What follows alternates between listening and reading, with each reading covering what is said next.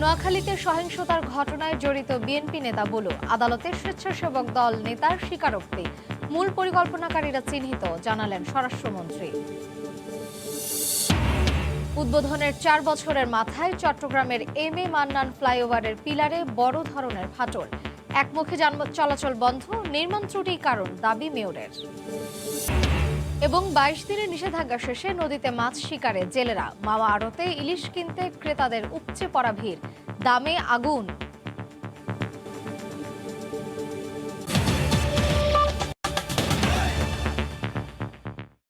বাংলার সময়ের সঙ্গে আছি আমি মার্জিয়া শ্রেয়া।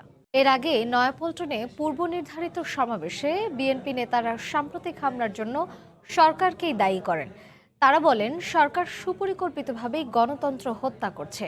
অবিলম্বে নির্দলীয় সরকারের হাতে ক্ষমতা ছেড়ে দিয়ে নিরপেক্ষ নির্বাচনের দাবি জানান বিএনপি নেতারা। সারা দেশে এই তাণ্ডবের প্রতিরোধ এবং প্রতিবাদ গড়ে তুলতে হবে। রাজপথে যে বাধা আসবে সেই বাধা অতিক্রম করতে হবে। আঘাত করলে পাল্টা প্রতিরোধ গড়ে তুলতে হবে। দেশে সাম্প্রদায়িক সম্প্রীতি নষ্ট করার জন্য পরিকল্পিতভাবে সরকার এদেশে যে একটা পরিস্থিতি সৃষ্টি করেছে। আওয়ামী লীগের আর ক্ষমতায় থাকার কোনো অধিকার নাই। তারা কোনো সমস্যাই সমাধান করতে পারেনি। তারা আজকে সাম্প্রদায়িক দাঙ্গা তারা তৈরি করে।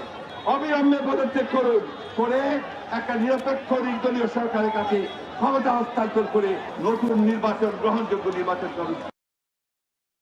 এদিকে নয়াপল্টনে পুলিশের সঙ্গে ধাওয়া পাল্টা ধাওয়ায় বিএনপি উস্কানি দিয়েছে উল্লেখ করে স্বরাষ্ট্রমন্ত্রী বলছেন, বিশৃঙ্খলা সৃষ্টি করাই দলটির উদ্দেশ্য।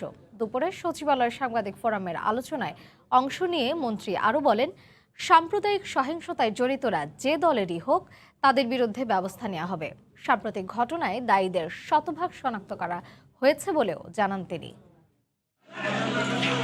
পূজা মণ্ডপ ও মন্দিরে হামলা, লুটপাটের ঘটনায় এর মধ্যেই ধরপাকড় শুরু হয়েছে। কুমিল্লার ঘটনায় অভিযুক্ত ইকবালকে গ্রেপ্তারের পর এখন চেষ্টা চলছে অন্যদেরও খুঁজে বের করার। এখন পর্যন্ত সেখানকার দায়ের করা 10 মামলায় 18 জন সহ গ্রেপ্তার করা হয়েছে 64 জনকে।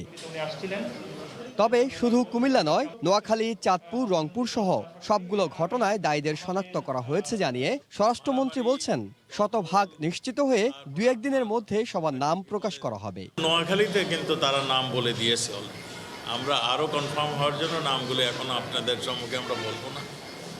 আপনাদের এমন নামও শুনবেন যারা আপনাদেরও খুব পরিচিত ব্যক্তিদের নামও এসে গিয়েছে। রংপুরে যেটা সেখানেও নাম আসছে। কাজেই সবগুলো আমরা আপনাদেরকে খুব শীঘ্রই জানিয়ে দেব। বিএসআরএফ সংলাপে অংশ নিয়ে সাংবাদিকদের প্রশ্নের জবাবে মন্ত্রী বলেন, যে কোনো সংঘর্ষের ঘটনায় উস্কানি দেয় বিএনপি। পল্টনে যে ঘটনা ঘটছে, বিএনপি কিন্তু সবসময় এই ধরনের ঘটনা ঘটিয়ে থাকে। তারা সবসময় একটা বিশৃঙ্খল পরিস্থিতি সৃষ্টি করার জন্য, একটা উস্কানি দেওয়ার জন্য, বিশৃঙ্খল পরিস্থিতি হওয়ার একটা উস্কানি দেওয়ার জন্য এগুলো করে থাকে। রোহিঙ্গা ক্যাম্পে প্রত্যাবাসন বিরোধীরা আরসার সহযোগিতায় সবসময় বিশৃঙ্খলা সৃষ্টির চেষ্টা করছে বলেও জানান স্বরাষ্ট্রমন্ত্রী।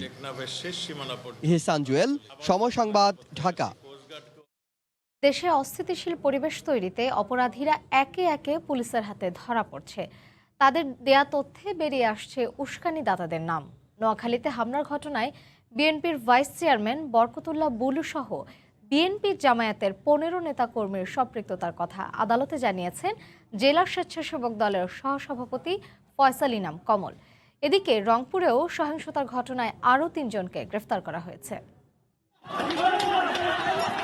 সাম্প্রদায়িক সহিংসতার ঘটনায় বেরিয়ে আসছে দলীয় নেতাদের নাম। নোয়াখালীর মন্দিরে হামলার ঘটনায় বিএনপির ভাইস চেয়ারম্যান বরকত উল্লাহ বুলু সহ বিএনপি জামায়াতের 15 নেতার সম্পৃক্ততার কথা আদালতে জানিয়েছেন জেলা স্বেচ্ছাসেবক দলের সহ সভাপতি ফয়সাল ইনাম কমল। মঙ্গলবার দুপুরে নিজ কার্যালয়ে সংবাদ সম্মেলনে পুলিশ সুপার মোহাম্মদ শহীদুল ইসলাম এ তথ্য নিশ্চিত করেন। তিনি জানান, গ্রেপ্তার ফয়সাল সোমবার রাতে আদালতে স্বীকারোক্তিমূলক জবানবন্দিতে বিএনপি নেতা বুলুর নাম সহ 15 জনের সম্পৃক্ততার বিষয়ে তথ্য দেন। এ ঘটনায় সিলেট ও নোয়াখালীর বিভিন্ন স্থানে অভিযান চালিয়ে বিএনপির 3 নেতাকর্মী সহ আরও 8 জনকে গ্রেপ্তার করা হয়েছে। এছাড়াও পূজা মণ্ডপে ভাঙচুরের ঘটনায় গ্রেপ্তার 3 আসামি আলী আজগর, নুরুল ইসলাম সুমন ও নুরুল ইসলাম জীবনকে 1 দিন করে রিমান্ড দেন আদালত। বিএনপির যে ভাইস চেয়ারম্যান বরকতুল্লাহ বুলু, তার নাম দিয়ে 164 ধারা আরও 14 জনের নাম, টোটাল 15 জন বিএনপি নেতাকর্মীর নামে সে 164 ধারা স্বীকারোক্তিমূলক জবানবন্দি দিয়েছে যে তাদের সহযোগিতা বা তাদের প্ররোচনা বা বিভিন্ন সময় তাদের সাথে গোপন বৈঠকে সে এই সিদ্ধান্তগুলো হয় এবং এই সিদ্ধান্ত মোতাবেক সে মূলত এই কাজটি করেছে। রংপুরে মাঝিপল্লীর হিন্দু সম্প্রদায়ের ওপর অগ্নিসংযোগের ঘটনায় আরও 3 জনকে গ্রেপ্তার করা হয়েছে। এরা হচ্ছেন শফিকুল ইসলাম, আশিকুর রহমান ও রাজীব কাউসার।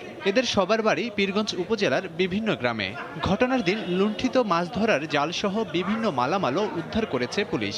এদিকে গতকাল গাইবান্ধার সাদুল্লাপুর থেকে গ্রেপ্তার মামুন ও ওমর ফারুকের রিমান্ডের আবেদন শুনানি আগামী 28 অক্টোবর নির্ধারণ করেছেন আদালত। 3 জনকে আমরা গ্রেপ্তার করতে সক্ষম হয়েছি এবং তাদের 3 জনকে আমরা পীরগঞ্জেরই বিভিন্ন এলাকা থেকে গ্রেপ্তার করেছি। কে কি করেছে, কে কি না করেছে সবগুলি মোটামুটি আমাদের নলেজে রয়েছে। পীরগঞ্জের ঘটনায় এখন পর্যন্ত 69 জনকে গ্রেপ্তার করা হয়েছে।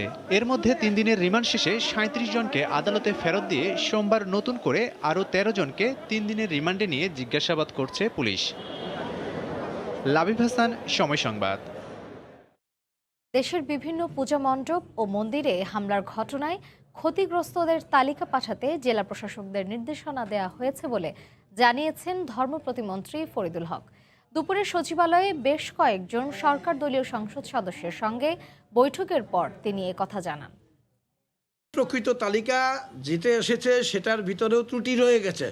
প্রকৃত তালিকা আমি সংগ্রহ করব এবং তাদেরকে কি পরিমাণ আমরা ক্ষতিপূরণ কি দিতে পারি বা পারি না সেটা আমরা নিশ্চিত করার পরে তারপর আপনাদের কাছে সেই কথা উপস্থাপন করতে পারবো। সরকারি উদ্যোগে আমরা তাদের জন্য যদি কিছু করণীয় থাকে আমরা আপ্রাণ চেষ্টা করব। তাদের নির্মাণের 4 বছরের মাথায় চট্টগ্রামে বহদ্দার হাটের এম.এ. মান্নান ফ্লাইওভারের 2টি পিলারে ফাটল দেখা দিয়েছে। দুর্ঘটনা এড়াতে একমুখী যান চলাচল বন্ধ করে দেওয়া হয়েছে। নকশা ও নির্মাণ ত্রুটির কারণে পিলারে এই ফাটল দেখা দিতে পারে বলে জানান সিটি কর্পোরেশনের মেয়র। বিস্তারিত জানাচ্ছেন পার্থপ্রতিম বিশ্বাস।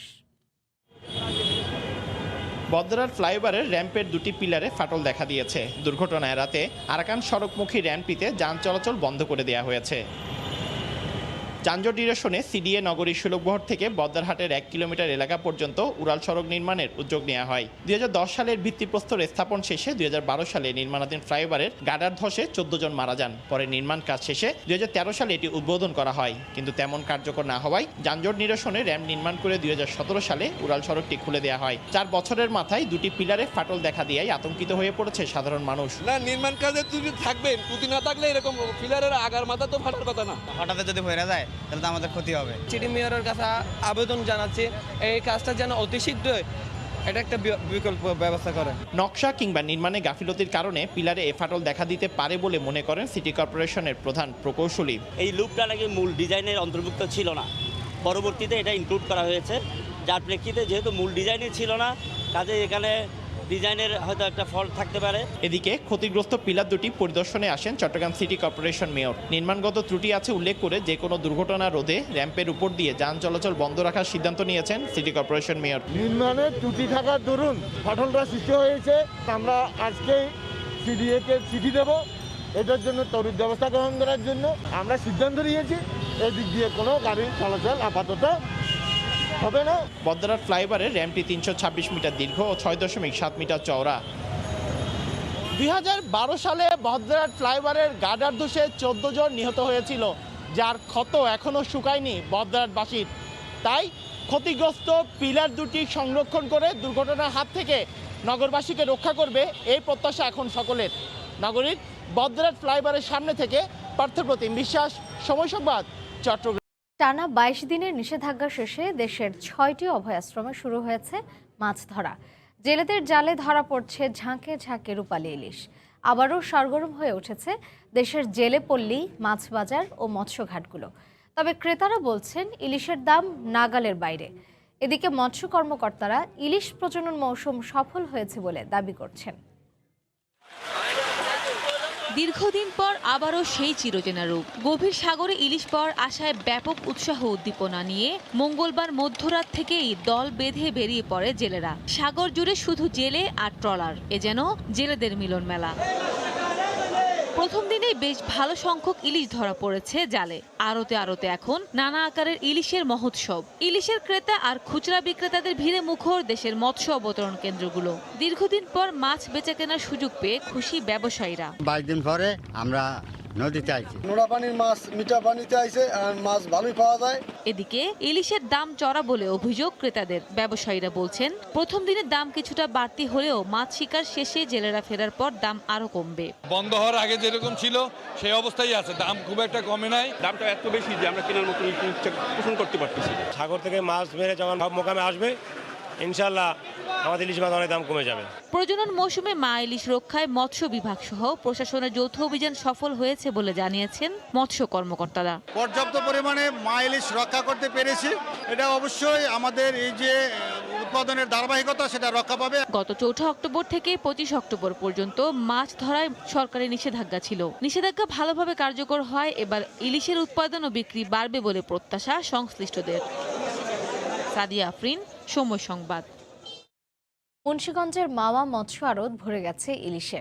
রাজধানী ঢাকা সহ আশপাশের জেলা থেকে পাইকারদের পাশাপাশি শৌখিন ক্রেতাদের এখন উপচে পড়া ভিড়। তবে পদ্মার এই ইলিশের দাম বেশ চড়া। বড় ইলিশ কেজিতে বিক্রি হয় 1500 টাকা পর্যন্ত। নাসিরউদ্দিন উজ্জ্বলের রিপোর্ট, ছবি তুলেছেন আবু সাইদ। রূপালী ইলিশের সয়লাভ পদ্মাপাড়ের এই মাওয়া মৎস্য আড়ত। 22 দিনের নিষেধাজ্ঞা শেষ হতেই বাঁধ ভাঙা স্রোতের মতো রাজধানী সহ বিভিন্ন অঞ্চলের ক্রেতারা এখানে ভিড় করছে ইলিশের স্বাদ নিতে। আড়তগুলো এখন ইলিশের সয়লাভ হলেও ক্রেতা বেশি থাকায় দামে আগুন। প্রকারভেদে কেজি প্রতি ইলিশ বিক্রি হচ্ছে 600 থেকে 1500 টাকা পর্যন্ত। এতে জেলে ও আড়তদাররা খুশি হলেও ক্ষুব্ধ ক্রেতারা। সাধারণ মানুষের নাগালের বাইরে বর্তমানে 1400, 1500, 1300 টাকা ইলিশ কেনার মতো সাধারণ মানুষের এটা সম্ভব না। দামের কারণে আমরা অনেকে আসছি মাছ কিনতে পারিনি। দামটা বেশি, যারা কিনতে আছে কিনে হলে বিক্রয়ের থেকে কিনে হলে বেশি, তার জন্য মাছের দাম অনেক বেশি। এরই মধ্যে মাওয়ায় ঐতিহ্যবাহী আড়তটি সরিয়ে নিতে হবে 5 নভেম্বরের মধ্যে। সেতু বিভাগ নোটিশ দেওয়ায় দুশ্চিন্তায় পড়েছেন আড়তদাররা। আমাদেরকে 15 দিন সময় দিয়েছে। আমাদের এত বড় একটা ব্যবসা প্রতিষ্ঠান, এই প্রতিষ্ঠানকে 15 দিনের মধ্যে উঠা যাওয়া, এটা আমি বুঝতে পারি না। এবং আমরা আড়তদাররা সবাই এই ব্যাপারে হিমশিম খেয়ে গেছি। প্রতিদিন এই আড়তে কর্মসংস্থান হয় কমপক্ষে 2000 লোকের। ঝাঁকে ঝাঁকে এমন পদ্মার ইলিশের পসরায় প্রাণ ফিরেছে এই হাটের। জেলা মৎস্য অফিস বলছে গেল মৌসুমে 1972 মেট্রিক টন ইলিশ উৎপাদন হয়েছে, আর এবছর এর চেয়েও বেশি ইলিশ উৎপাদনের আশা করছেন তারা। মুন্সিগঞ্জের মাওয়া থেকে নাসিরউদ্দিন উজ্জ্বল, সময় সংবাদ। শিমুলিয়া বাংলাবাজার রুটে পরীক্ষামূলক ফেরি চলাচল শুরু হয়েছে। বিআইডব্লিউটিসি বলছে ট্রায়াল সফল হলেই ফেরি চলাচল আবার স্বাভাবিক হবে। দীর্ঘদিন পর ফেরি চালু হওয়ায় খুশি যাত্রীরা। বিস্তারিত নাসিরউদ্দিন উজ্জ্বলের রিপোর্টে, ছবি তুলেছেন আবু সাইদ। মঙ্গলবার সকাল 10:30টায় দীর্ঘ প্রতীক্ষার অবসান ঘটিয়ে শিমুলিয়া থেকে পরীক্ষামূলক ফেরি চলাচল শুরু হয়েছে। প্রবল স্রোতের কারণ দেখিয়ে গত 18 আগস্ট থেকে ফেরি চলাচল বন্ধ করে দেয় বিআইডব্লিউটিসি। 4 অক্টোবর শুধু দিনের বেলায় ফেরি চালু হলেও আবার 11 অক্টোবর বন্ধ করে দেওয়া হয়। দীর্ঘদিন ফেরি বন্ধের কারণে বিড়ম্বনার শিকার হন যাত্রীরা, তবে আবারও চালু হয় খুশি তারা। ছুটি পাইছি, বাইরে যেতে পারছিলাম না এই ফেরির জন্য, এখন যেতে পারছি, খুব ভালো লাগছে। এখানে এসে শুনতেছি পরীক্ষামূলকভাবে একটা ফেরি ছাড়তেছে, আমার গাড়ি উঠছে ফেরিতে। ট্রলারে পার হইতাম 500 টাকা করে রাখতো ট্রলারে, আর আজকে মাত্র 70 টাকা দিয়ে পার হয়ে চলে এলাম, তো অল্প সময়ে। বিআইডব্লিউটিসি বলছে পরীক্ষামূলক সফল হলে ফেরি চলাচল আবার স্বাভাবিক হবে। 4টা কর্তৃপক্ষের লোক আছে ওখানে, ওরা আজকে এটা দেখবে, সরজমিন দেখা কখন চালাতেছে এটা সিদ্ধান্ত নেবে, তারপরে আমাদের জানাবে। গেল 70 দিনে শিমুলিয়া বাংলাবাজার রুটে ফেরি চলেছে মাত্র 7 দিন। টানা 15 দিন বন্ধ থাকার পর পদ্মা সেতুর নিচ দিয়ে ফেরি চলাচল শুরু হয়েছে। মুন্সিগঞ্জের মাওয়া থেকে নাসিরউদ্দিন উজ্জ্বল, সময় সংবাদ। খুলনা শহরের প্রবেশদ্বার গল্লামারীতে নির্মিত নতুন ও পুরনো দুটি সেতু ভেঙে ফেলার সিদ্ধান্ত নিয়েছে সড়ক বিভাগ। সেই সাথে 56 কোটি টাকা ব্যয়ে 4 লেনের নতুন সেতু নির্মাণের প্রস্তাব মন্ত্রণালয়ে পাঠিয়েছে সংস্থাটি। নদীর 2 তীরে ইউলুপ সহ হাতির ঝিলের আদলে তৈরি হবে নতুন এই সেতু। এর নকশা তৈরির কাজ করছে খুলনা প্রকৌশল ও প্রযুক্তি বিশ্ববিদ্যালয়। খুলনা থেকে তরিকুল ইসলামের প্রতিবেদন, ক্যামেরায় ছিলেন আবুল বাশার। যানবাহনের চাপ বেড়ে যাওয়ায় 2014 সালে গল্লামারীতে প্রায় 7 কোটি টাকা ব্যয়ে ময়ূর নদীর উপর থাকা একটি সেতুর পাশে নতুন একটি সেতু তৈরির কাজ শুরু হয়, যা শেষ হয় 2016 সালে। তবে অপরিকল্পিতভাবে নদীর পানির উচ্চতা থেকে মাত্র 5 ফুট উঁচুতে তৈরি হয় ব্রিজটি। এরপর নতুন করে শেরেবাংলা রোড 4 লেনে উন্নীত করার কাজ শুরু হয়। সেতুটি সড়ক থেকে নিচু হয়ে যাওয়ার শঙ্কা দেখা দেয়। ফলে এখানে আগেই থাকা সেতুটি সহ নতুন নির্মিত 2টি সেতুই ভেঙে ফেলার সিদ্ধান্ত নেওয়া হয়। বর্তমানে সেতু দিয়ে চলাচলে নানা ভোগান্তিতে পড়ছেন সাধারণ মানুষ। এই আশেপাশে চলাফেরা বহুত কষ্ট হয়, ওদিকে লোক আসতে পারে না, এদিকে লোক যাইতে পারতেছে না। এই যে ব্রিজটা এখন আছে, যে কোনো মুহূর্তে ভেঙে ছিঁড়ে পড়বে, এতে যাত্রীর জীবনের ঝুঁকিপূর্ণ, আমাদের ঝুঁকিপূর্ণ। জামে পড়ে থাকতে ওই জায়গায় গেলে 5 মিনিট 4 মিনিট চলে যায়। যখন ভালো থাকবে তখন তো আমরা ভালোভাবে পার হয়ে যাব, চাপ থাকবে না। 4 লেনে ব্রিজ করা অবশ্যই ভালো হবে, কারণ যানজট কমে যাবে, মানুষের যাতায়াতের জন্য সুবিধা হবে। নতুন এই সেতু নির্মিত হলে পর্যটকদের দৃষ্টি কাড়বে বলে মনে করেন এই নগর পরিকল্পনাবিদ। এই ব্রিজটা বেশ উঁচু হবে, নিচ থেকে যে কোনো এক্সকাভেশন করে যদি খাল এখান থেকে নৌকা বলেন, ইঞ্জিন বা যে কোনো ছোট শিপ ভেসেল যেতে পারবে। ব্রিজটা অত্যন্ত দৃষ্টিনন্দন হবে, জাস্ট লাইক হাতির ঝিলের মতো। নদী রক্ষা কমিশনের সুপারিশ ও বিআইডব্লিউটি এর মতামতের ভিত্তিতে নদী থেকে 15 ফুট উচ্চতায় নতুন সেতু নির্মাণের পরিকল্পনা নিয়েছে সড়ক বিভাগ। যদি এটা বাস্তবায়ন হয়, নিঃসন্দেহে এটা একটা ভালো উদ্যোগ। সেই সাথে আমাদের ময়ূর নদীটাও সচল থাকবে। ওখানে ফিজিবিলিটি স্টাডি প্রায় সাইন হওয়ার পথে। সেই ক্ষেত্রে ময়ূর নদীর চিত্র আরও পাল্টে যাবে। সেই সাথে যোগ হবে আপনার এই ব্রিজের সৌন্দর্য। 4 লেনের নতুন এই সেতু নির্মাণের ব্যয় ধরা হয়েছে 56 কোটি টাকা। সেতুটির দৈর্ঘ্য হবে 74 মিটার আর প্রস্থ 22 মিটার। জয়পুরহাটের কালাইয়ে আবারও সক্রিয় হয়ে উঠেছে কিডনি বেচাকেনা চক্রের দালালেরা। তাদের খপ্পরে পড়ে গত 10 বছরে 350 মানুষ কিডনি বিক্রি করে ভিটে ছাড়া এবং রোগে আক্রান্ত। তবে পুলিশ ও প্রশাসনের দাবি, সাধারণ মানুষদের জনসচেতনতা বাড়াতে ও কিডনি বেচাকেনা বন্ধে কাজ করছেন তারা। জয়পুরহাট থেকে স্টাফ রিপোর্টার শাহিদুল ইসলাম সবুজের পাঠানো তথ্য ও ছবি নিয়ে রিপোর্ট। দেশের আইন অনুযায়ী কিডনি বিক্রিতে রয়েছে নানা নিষেধাজ্ঞা, অথচ জয়পুরহাটের কালাইয়ে স্থানীয় দালাল চক্রের খপ্পরে পড়ে 2011 সাল থেকে শুরু হয় কিডনি বিক্রির প্রবণতা। সেই সময় গণমাধ্যমে কিডনি বিক্রির খবর প্রকাশ পেলে নড়েচড়ে বসে স্থানীয় প্রশাসন। এরপর দীর্ঘদিন বন্ধ থাকলেও আবারও সক্রিয় হয়ে ওঠে চক্রের দালাল সদস্যরা। অভাব দূর করতে কিডনি বিক্রি করে দেয়া এসব সাধারণ মানুষ আজ অনেকেই বাড়ি ছাড়া। অনেক কষ্ট ছিল, মানুষের বাড়িতে কাজ করে করে খাইছি, আমার সংসার চলে না, তখন আমি অভাবে পড়ে এটা করছি। আমি অভাবের কারণে ঢাকা পিজি হাসপাতালে 2 লাখ টাকা দিয়ে আমার কিডনি আমি বিক্রি করেছি। আজ তক পর্যন্ত সেই কিডনি বেচতেছে, তারাই ঢাকায় থাকে বা কলকাতা থাকে। 2011 সাল থেকে 2015 সাল পর্যন্ত কালাই উপজেলার বিভিন্ন ইউনিয়নের 23টি গ্রামের মানুষ কিডনি বেচাকেনার সাথে জড়িত থাকলেও সম্প্রতি আরও 8টি গ্রামের মানুষ জড়িয়ে পড়েছেন। এতে করে তারা প্রায় সময়ই কিডনি রোগের বিভিন্ন সমস্যা নিয়ে স্থানীয় উপজেলা স্বাস্থ্য কমপ্লেক্সে চিকিৎসা নিচ্ছেন। কিডনি ড্যামেজের কারণে তার লাইফ থ্রেটানিং কন্ডিশন, ডায়ালাইসিসটা অত্যাধিক অতি প্রয়োজনীয় একটা ব্যাপার হয়ে দাঁড়ায়। এছাড়া অন্যান্য সমস্যা বা পোস্ট অপারেটিভ কমপ্লিকেশনেও একজন কিডনি দাতা আমাদের কাছে আসতে পারেন। যারা কিডনি বেচা কিনা করে তারা কৌশল বদলাছে। আমার এলাকার দালালেরা যারা কিডনি দিয়েছে তারাই দালাল। স্থানীয় জনপ্রতিনিধি সহ স্থানীয় প্রশাসন সকলে মিলে আমরা এই বিষয়ে ব্যাপক জনসচেতনতা তৈরি করা থেকে শুরু করে এটি প্রতিরোধমূলক বিভিন্ন ব্যবস্থা গ্রহণ করি। সাধারণ মানুষদের জনসচেতনতা বাড়াতে এবং কিডনি বেচাকেনা বন্ধে পুলিশ ও প্রশাসন কাজ করছে। জনগণকে সচেতন করার চেষ্টা করছি, তারা যেন কিডনি চক্রের সাথে জড়িত না হয়। যারা জড়িত তারা যেখানেই হোক তাদেরকে আমরা বের করে আইনের আওতায় আনব। গণমাধ্যমের তথ্য মতে 2011 সাল থেকে 2020 সাল পর্যন্ত জেলার 23টি গ্রামের 3 শতাধিক মানুষ কিডনি বিক্রি করেছেন। সময় সংবাদ, জয়পুরহাট। কক্সবাজারের রোহিঙ্গা নেতা মহিবুল্লাহ হত্যা মামলায় 3 আসামিকে 2 দিন করে রিমান্ড মঞ্জুর করেছেন আদালত। দুপুরে জেলার সিনিয়র জুডিশিয়াল ম্যাজিস্ট্রেট আদালতের বিচারক মোহাম্মদ হেলাল উদ্দিন এই আদেশ দেন।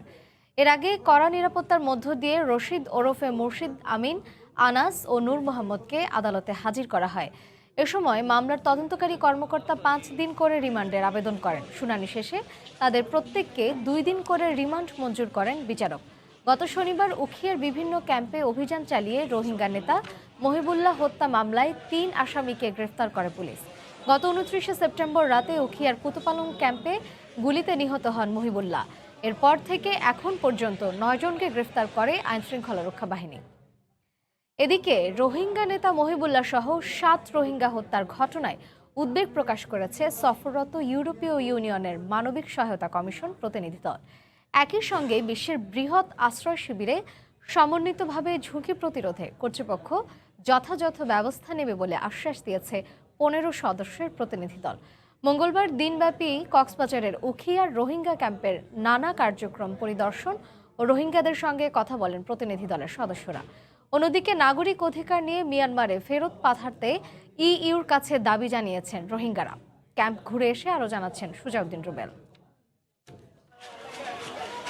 রোহিঙ্গাদের আশ্রয় শিবিরে কয়েকদিন পরপরই ঘটছে সংঘর্ষ, কখনো আধিপত্য বিস্তার, কখনো বা মাদক নিয়ে। আর এই আশ্রয় শিবিরকে কেন্দ্র করে মহিবুল্লাহ হয়ে ওঠেন নেতা।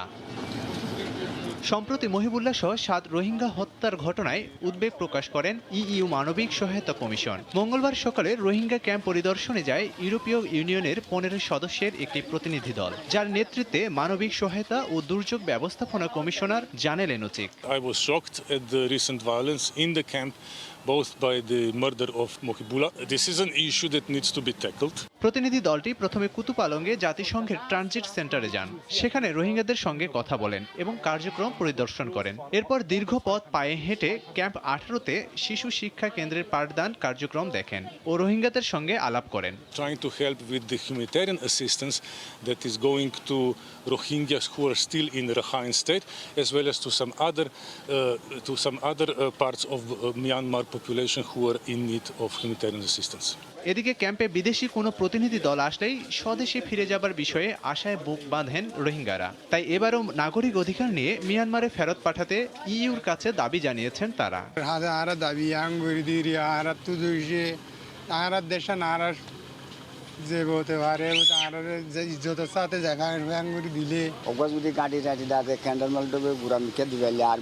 প্রতিনিধি দলটি বুধবার শরণার্থী ত্রাণ ও প্রত্যাবাসন কমিশনারের সঙ্গে বৈঠক শেষে রওনা হবেন ঢাকায়। এরপর প্রধানমন্ত্রী শেখ হাসিনার সঙ্গে সৌজন্য সাক্ষাৎ করবেন। সময় সংবাদ, কক্সবাজার। চট্টগ্রামের কর্ণফুলী নদীর তীরে জেগে ওঠা চরে গড়ে উঠতে যাচ্ছে দেশের প্রথম পরিকল্পিত সরকারি অফিস ব্যবস্থাপনা, যেখানে একই সীমানায় থাকবে বিভাগীয় কমিশনার, জেলা প্রশাসকের কার্যালয় এবং সার্কিট হাউস সহ অন্তত 44টি সরকারি দফতরের অফিস। 73 একর জায়গার উপর মিনি সেক্রেটারিয়েট ফর চট্টগ্রাম নামে এই প্রকল্প বাস্তবায়ন হলে সেবা প্রার্থীদের দুর্ভোগ কমবে। পাশাপাশি সংরক্ষণ করা যাবে ঐতিহ্যবাহী পরীর পাহাড়। সাক্ষাৎপুর ক্যামেরায় বিস্তারিত জানাচ্ছেন কমল দে।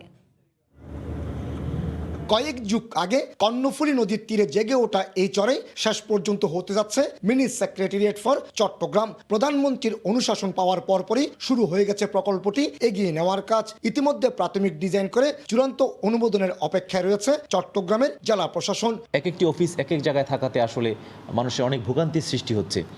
সেই জন্য আমরা যেটি চেষ্টা করছি, চট্টগ্রামের 44টি সরকারি অফিস একই জায়গায় করার আমরা পরিকল্পনা গ্রহণ করেছি। বর্তমানে চট্টগ্রামের সরকারি 33টি প্রতিষ্ঠানের নিজস্ব কোনো কার্যালয় নেই। নগরীর বিভিন্ন স্থানে ছড়িয়ে ছিটিয়ে থাকা এসব কার্যালয়ে সেবা নিতে গিয়ে সাধারণ মানুষকে ভোগান্তিতে পড়তে হয়। চট্টগ্রামের বিভাগীয় কমিশনার এবং জেলা প্রশাসকের কার্যালয়ের পাশাপাশি নিজস্ব কার্যালয় না থাকা সরকারি দপ্তরগুলিকে স্থান হবে এখানে। আদালত ভবন, দ্বিতীয় সার্কিট হাউস তৈরি হবে এই ভূমিতে। সে সাথে হাসপাতাল, ট্রেনিং একাডেমি এবং আবাসনের ব্যবস্থাও থাকছে এই পরিকল্পনায়। সব ধরনের সুযোগ সুবিধা সম্বলিত একটা সরকারি সমন্বিত কমপ্লেক্স তৈরি হবে। এদিকে চট্টগ্রামের ঐতিহ্য হিসেবে চিহ্নিত পরীর পাহাড়ে বিভাগীয় কমিশনার এবং জেলা প্রশাসকের কার্যালয়ের পাশাপাশি অবস্থান রয়েছে আদালত ভবনের। সময়ের সাথে এখানে কর্মব্যস্ততা বাড়ায় ক্রমশ ঝুঁকিপূর্ণ হয়ে উঠছে পাহাড়ের উপর গড়ে ওঠা এসব স্থাপনা। এই অবস্থায় সরকারি দপ্তরগুলো সরিয়ে নিয়ে ওই পরীর পাহাড়কে সংরক্ষণের কথা বলছেন নগর পরিকল্পনাবিদ। পরীর পাহাড় আমাদের একটা ঐতিহ্যবাহী একটা স্থান, সেই পাহাড়কে অবৈধ স্থাপনা মুক্ত করে সংরক্ষণ করা হোক। আগামী বছর থেকে এর নির্মাণ কাজ শুরু হলে 2024 সালের মধ্যে এর কাজ শেষ হবে। একেবারে কর্ণফুলী নদীর তীর ঘেঁষে গড়ে উঠছে দেশের প্রথম পরিকল্পিত সরকারি স্থাপনা। এক সীমানার মধ্যে নিয়ে আসা হচ্ছে অন্তত 44টি সরকারি কার্যালয়কে। তবে যেহেতু নদীর তীরে হচ্ছে, সেখানকার প্রাকৃতিক পরিবেশ অটুট রেখে এই স্থাপনাগুলো তৈরি হবে, এমনটি জানিয়েছে চট্টগ্রামের জেলা প্রশাসন। কর্ণফুলী নদীর তীর থেকে কমল দে, সময় সংবাদ। দেখছেন বাংলার সময়। নরসিংদীতে আধিপত্য বিস্তারকে কেন্দ্র করে দুপক্ষের সংঘর্ষে অন্তত 5 জন আহত হয়েছেন। দুপুরে সদর উপজেলার আলোকবালি ইউনিয়নের সাতপাড়া গ্রামে এই সংঘর্ষ হয়। পুলিশ জানায়, আসন্ন ইউপি নির্বাচন ও এলাকায় আধিপত্য বিস্তারকে কেন্দ্র করে আলোকবালি ইউনিয়নের বর্তমান চেয়ারম্যান দেলোয়ার হোসেন সরকার দীপু ও ইউনিয়ন আওয়ামী লীগের সাধারণ সম্পাদক আসাদুল্লাহর সমর্থকদের মধ্যে বিরোধ চলে আসছিল। বর্তমান চেয়ারম্যান দেলোয়ার হোসেন সরকার দীপু দলীয় মনোনয়ন পেলেও আসাদুল্লাহ স্বতন্ত্র প্রার্থী হিসেবে মনোনয়নপত্র জমা দেন। এ সময় আসাদুল্লাহ মনোনয়নপত্র প্রত্যাহারের সিদ্ধান্ত নিলে তার সমর্থকরা ক্ষুব্ধ হয়ে দেলোয়ারের সমর্থকদের সঙ্গে সংঘর্ষে জড়ায়। এতে গুলিবিদ্ধ হয়ে উভয় পক্ষের অন্তত 5 জন আহত হয়েছেন। খবর পেয়ে পরিস্থিতি নিয়ন্ত্রণে আনে পুলিশ। দেশি বিদেশি পাখির পসরা সাজিয়ে ব্রাহ্মণবাড়িয়ার বসে সাপ্তাহিক পাখির হাট। দুর্লভ প্রজাতির পাখির দেখা মেলে এই হাটে। দাম হাতের নাগালে হওয়ায় দিন দিন জনপ্রিয় হয়ে উঠছে হাটটি। তবে নির্দিষ্ট কোনো স্থান না থাকায় পাখির হাটটিকে স্থায়ী করার দাবি এলাকাবাসীর। জুয়েল রহমানের ক্যামেরায় উজ্জ্বল চক্রবর্তীর রিপোর্ট। আছে ময়নাটিয়া, শালিক, লাভবার্ড, আছে বিভিন্ন প্রজাতির দেশি বিদেশি কবুতরও। এই সবকিছুরই দেখা মেলে ব্রাহ্মণবাড়িয়ার পুরনো কোর্ট ভবনের সামনে বসা পাখির হাটে। 1 দশক আগে গড়ে ওঠা ক্ষুদ্র এই হাটটি প্রতিনিয়ত বড় হচ্ছে। শহরের বিভিন্ন স্থান থেকে খামারিরা খাঁচায় করে বিক্রির জন্য নিয়ে আসেন দেশি বিদেশি নানা প্রজাতির পাখি। তবে প্রতি সপ্তাহে হাটটির স্থান পরিবর্তন হওয়ায় বিপাকে পড়েন ক্রেতা বিক্রেতারা। প্রিন্স আছে, বার্জিক আছে, ময়না পাখি আছে, শালিক আছে, খরগোশ আছে, বিভিন্ন ধরনের পাখি আমরা বিক্রি করি। আজকে এই সপ্তাহে জায়গায় হলে আরেকদিন ওই জায়গায়, যার জন্য বাজারের যে আমরাও হতভঙ্গ হই এবং বাজারের যে কাস্টমারগুলো তারও নির্দিষ্টভাবে আসতে পারে না, তাদের জন্য সমস্যা হয়। বসার কোনো স্থায়ী জায়গা কোনো পাওয়া যাইতেছে না। সবকিছুই ভালো পাওয়া যায় এবং কম দামে পাওয়া যায়। জেলা প্রাণী সম্পদ কর্মকর্তা জানান, বাণিজ্যিক সম্ভাবনা দেখা দেয় হাটটিকে স্থায়ী জায়গায় বসানোর জন্য পৌরসভাকে চিঠি দেওয়া হয়েছে। পাখিগুলো যারা পালবে এরা যেন আবার একটা নির্দিষ্ট জায়গায় নির্দিষ্ট সময় বিক্রি করতে পারে, সেই ব্যাপারে আমরা তাদের চিঠি দিয়েছি, যোগাযোগ অব্যাহত আছে। আশা করি এটা হয়ে যাবে। সপ্তাহে 2 দিন শুক্র ও সোমবার বসা এই হাটে অন্তত 10 লাখ টাকার পাখি বিক্রি হয়ে থাকে। সময় সংবাদ, ব্রাহ্মণবাড়িয়া। বাংলার সময়ের শীর্ষ সংবাদ জানিয়ে দিচ্ছি আরও একবার। নোয়াখালীতে সহিংসতার ঘটনায় জড়িত বিএনপি নেতা বুলু আদালতের স্বেচ্ছাসেবক দল নেতার স্বীকারোক্তি। মূল পরিকল্পনাকারীরা চিহ্নিত, জানালেন স্বরাষ্ট্রমন্ত্রী। এবং উদ্বোধনের 4 বছরের মাথায় চট্টগ্রামের এম এ মান্নান ফ্লাইওভারের পিলারে বড় ধরনের ফাটল। একমুখী যান চলাচল বন্ধ, নির্মাণ ত্রুটিই কারণ, দাবি মেয়রের। এই ছিল বাংলার সময়। সঙ্গে থাকুন সময়।